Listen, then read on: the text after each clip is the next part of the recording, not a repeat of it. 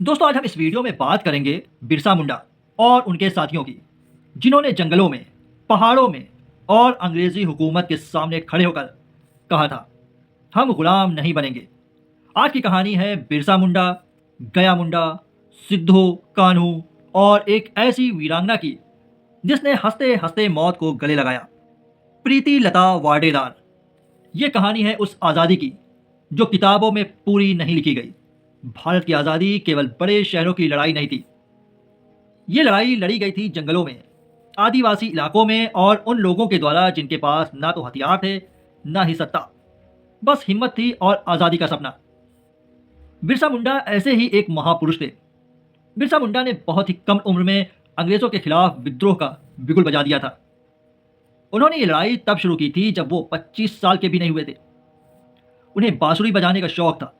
बिरसा के संघर्ष की शुरुआत चाईबासा में हुई थी, जहां उन्होंने 1886 से 1890 तक 4 वर्ष बिताए और वहीं से अंग्रेज़ों के खिलाफ एक आदिवासी आंदोलन की शुरुआत हुई। इस दौरान उन्होंने एक नारा दिया, अयूबा राज एते जाना, महारानी राज टूडू जाना, यानी अब मुंडा राज शुरू हो गया है और महारानी का राज खत्म हो गया है। बिरसा मुंडा ने अपने लोगों को आदेश दिया कि वे सरकार को कोई टैक्स ना दें। 19वीं सदी के अंत में अंग्रेजों की भूमि नीति ने परंपरागत आदिवासी भूमि व्यवस्था को छिन्न भिन्न कर दिया था। साहूकारों ने उनकी जमीन पर कब्जा करना शुरू कर दिया था और आदिवासियों को जंगल के संसाधनों का इस्तेमाल करने से रोक दिया गया था। मुंडा लोगों ने एक आंदोलन की शुरुआत की थी जिसे उन्होंने उल गुलान नाम दिया था। उन्होंने पुलिस स्टेशनों और जमींदारों की संपत्ति पर हमला करना शुरू कर दिया था। कई जगहों पर ब्रिटिश झंडे, यूनियन जैक को उतारकर उसकी जगह सफेद झंडा लगाया जाने लगा, जो मुंडा राज का प्रतीक था। अंग्रेज सरकार ने उस समय बिरसा पर 500 रुपए का इनाम रखा, जो उस जमाने में एक बड़ी रकम हुआ करती थी। जेल में बिरसा को एकांत में रखा गया। 3 महीने तक उन्हें किसी से मिलने नहीं दिया गया। सिर्फ 1 घंटे के लिए रोज उन्हें सूरज की रोशनी पाने के लिए अपनी कोठरी से बाहर निकाला जाता था। एक दिन बिरसा जब सोकर उठे तो उन्हें तेज बुखार और पूरा शरीर में भयानक दर्द था। उनका गला भी खराब हो चुका था कि उनके लिए एक घूंट पानी पीना भी असंभव हो गया था। कुछ दिनों में उन्होंने खून की उल्टियां शुरू कर दी। 9 जून 1900 को बिरसा ने सुबह 9 बजे दम तोड़ दिया।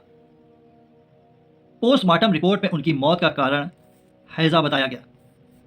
बिरसा के साथियों का मानना था कि उन्हें जहर दिया गया था। आखिरी समय में जेल प्रशासन ने उन्हें मेडिकल सहायता नहीं दी।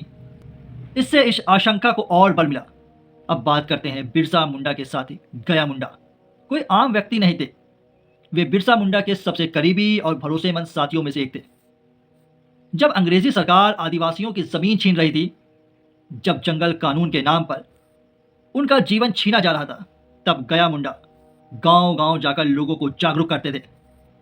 वे लोगों को बताते थे कि यह जमीन हमारी मां है, इसे कोई हमसे नहीं छीन सकता। गया मुंडा ने उल गुलान यानी महाविद्रोह में बिरसा मुंडा का पूरा साथ दिया। वे संदेशवाहक भी थे, रणनीतिकार भी और जरूरत पड़ने पर योद्धा भी।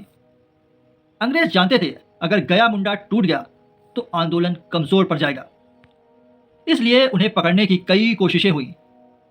अब चलते हैं 1855 की ओर।